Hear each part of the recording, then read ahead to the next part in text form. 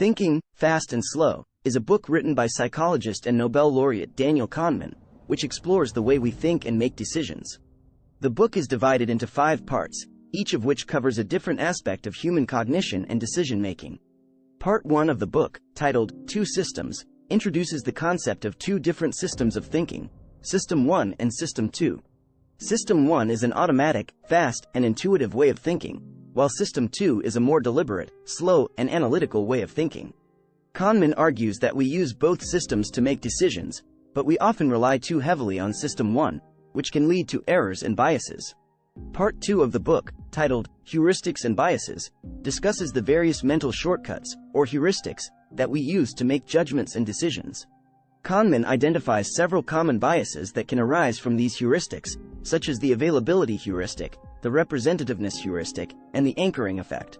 Part 3 of the book, titled Overconfidence, examines the ways in which people tend to overestimate their own abilities and knowledge, as well as the dangers of this overconfidence in decision-making.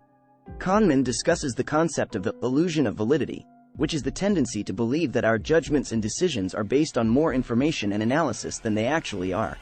Part 4 of the book, titled Choices, explores the ways in which people make choices, particularly in the context of risk and uncertainty.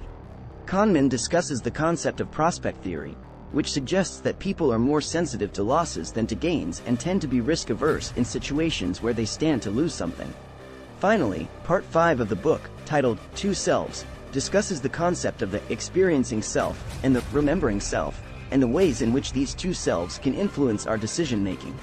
Kahneman argues that people often make decisions based on their memories of past experiences, rather than on the actual experiences themselves.